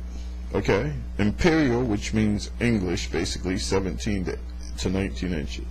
Metric. Okay. I have nothing to do with it. I didn't put this here. I'm just giving it to you. Now I'm going and I'm stretching it. I'm saying, okay, that's what their version of it is, and I'm going a little further. I'm going to say that I heard that our fathers used to say from the tip of their finger to elbow. So I'm going to stretch it out to 3 feet. But whether you go 2 or 3 feet, it doesn't matter when we say if you multiply 2 or 3 by 15, you come with either 30 or 45 feet. Deep. I mean, so I'm not trying to be funny with y'all. I'm just showing you points that you haven't ever been told before. Why? Because people breeze over these things because they accept what, commonly is taught to them, and not only do they breeze over it for that reason, but even when they do come in contact with it, they're afraid of going against the status quo, or what people commonly believe. They don't want to insult you. They don't want to lose your following. They don't want you, whatever it is, and those things just happen. I don't care. I ain't looking for you to follow me. Don't follow me. I can't. If you're gonna follow someone, you need to follow this book. You need to follow what the Torah and the prophets say. Don't be following behind me. You be shoot. This ain't about that. I'm just serving. That's all I'm trying to do. This is my service. Okay, y'all gave me a lot of information, y'all. I'm giving it to you. That's all. Basically it. Y'all give it to me. What can I do? I'm supposed to hide it all? No, I'm gonna share it. I'm gonna give you the points. You do what you do with it. And that's basically it. Verse 21. And all flesh died, the creeping creatures on the earth, the birds, the cattle, the beast, every swarming creature that swarmed on the earth, and all mankind. Now let's go over that. All flesh died.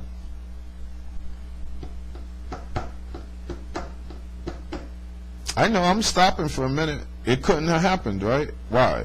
Because in order for all flesh to die, and it said all flesh died, then that would mean what was in the boat died too, right? We're dealing with all flesh that was in the proximity of the judgment that y'all wanted to eliminate. They're gone. That even means the contaminated, creeping things, beasts, animals, and so forth. Because the adversary wasn't just dealing with people. He didn't just progenitate and made a seed. He was doing experiments with animals. He was doing all kinds of crazy things. You think that, let's use a vegetarian prehistoric animal. Huge as can be. And y'all made people, he made a family. Now this huge animal who's a vegetarian is just wandering around minding his own business, but he comes across your village. He just want to eat from the trees. He ain't trying to eat you. But he's so huge, when he swings that tail, when he walks through, he destroys everything, stomps on your children, messes up all of whatever you're growing, everything you're doing, everything you establish, knock over your well, everything. With no ill intentions. He's just too out of place to be there, so he's nothing but a hazard to your environment. Y'all did that, right? He made Tyrannosaurus Rex. For what reason? There's insects and there's pests. You ever notice a fly? Talk about something that you want to think is harmless, a fly. And this fly will come and bug you deliberately. You know intentionally this fly is really trying to go out its way to aggravate you. And it's even getting a kick out of every time you miss. And it will tease you and mess with you and everything. Why? Why do pests do that? Roaches, other pests will have characters that do things that you know intentionally that these insects in their whatever mind or whatever that you think is so tiny and so irrelevant will do intentionally things, and you watch them do it and you sit back and say, this bug trying to play with me? Why? A worm don't play with you. Butterfly ain't playing with you. Bee ain't playing with you, but a hornet or a wasp will they'll play with you, won't they? Why? You see? There's pests, corrupted, insects, uncorrupted. See where I'm going with you? You need to really know the deeper, more, there's things that are so much more deeper than you could ever know. Really. So, we're going to get to the end of this 7th chapter. We're going to pick up the 8th chapter tomorrow, y'all. But we're going to finish the 7th chapter right now. Verse 23 again.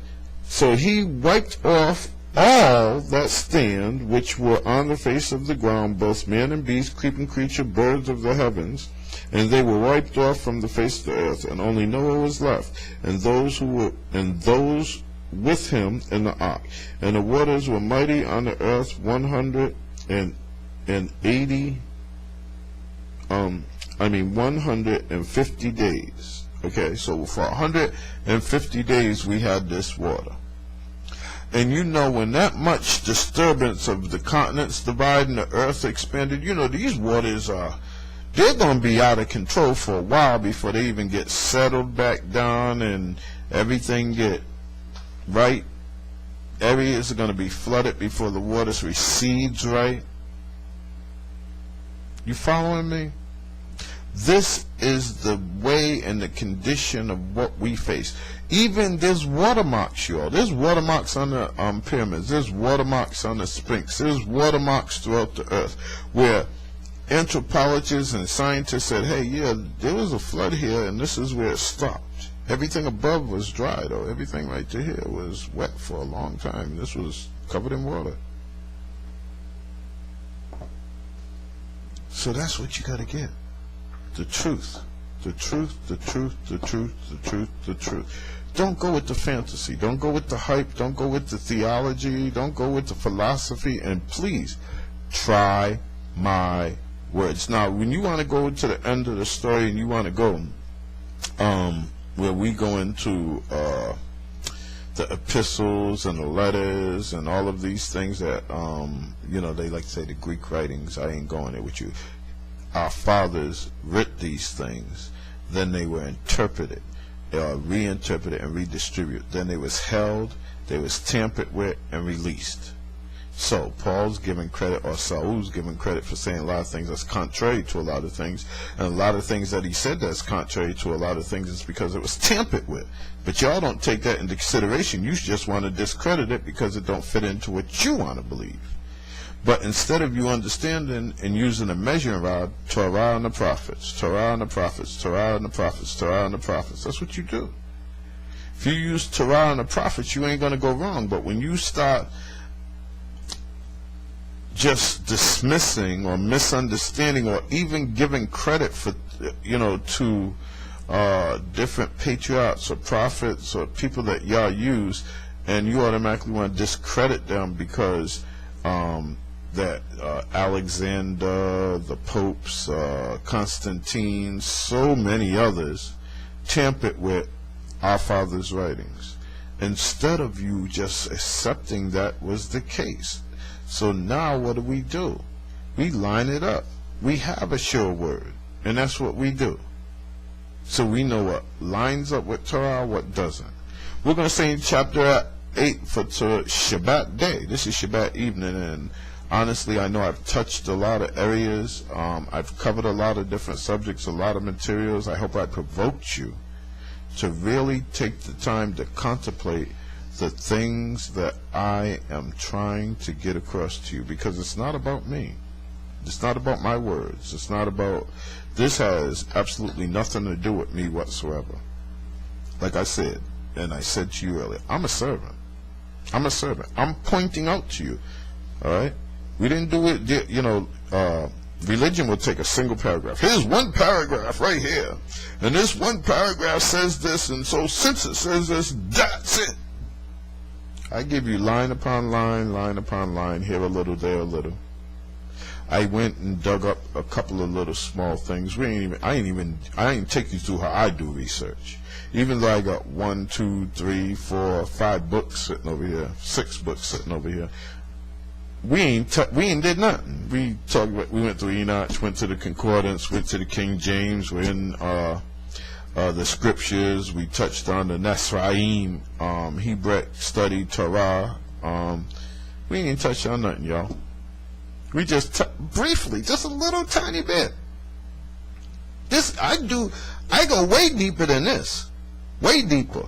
But for the sake of time and because we're trying to condense this thing, I'm hoping that you go way deeper, that you venture out and say, and are provoked to study and do some research and make sure what a cubic is and make sure what the scripture is saying and to evaluate this information and to try my words. Don't try my words by you going to somebody who don't know nothing.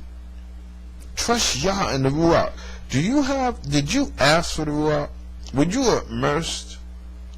Were you sincere when you made that covenant with Yah? If not, rededicate yourself this night, this Shabbat evening before you go to bed. Sincerely, I mean this dead up with y'all. If this is important to you, rededicate yourself this evening. You go on your own, one-on-one, you and Abba, and you pray and you ask Abba for rededication. Rededicate. If you're sincere, if this is important to you, then this is what you got to understand when you come across stuff, as you grow in the Ruach. If this is really important to you, then you will take the time to evaluate and seek this out. You're not just going to sit here and dismiss and argue or come up with all this foolishness. You are really honestly going to care enough to go through this process, y'all. That's what I had to do. Years and years and years and years and years of going through the process. Like I said, it was 82 when y'all first set me apart. 30 years ago, y'all. And there's a lot of ups and downs and back and forth and struggles and things. I was a kid, man. A kid. I ain't gonna lie to you, I was a kid. From that time of my youth to this time, there's a whole lot that Yah has brought me through. There's a lot of things that He has shown me. I've come across a lot. And in time, you'll hear stories. I'll tell you more stories. I'll tell you more of the things that Yah has brought me through and so forth. And there's many things, but rededicate yourself and trust the Ruach. Trust your Father. Trust Him. Not me. Not anybody else. Trust Yah. Yah. Yah. Okay? Do that. If you will do that, He will lead you. The Ruach HaKodesh will lead you to all truth. That's all there is to it. Period. And stop that philosophy, tradition, and things you comfortable with. Get out your comfort zone, yo. Get out. This is too important. Very, very much too important. I'm Yisrael Ben Yahuda. This is our biblical heritage. Shabbat Shalom. And may Yahweh bless you. May His countenance shine upon you. And may He give you shalom. Good night, y'all.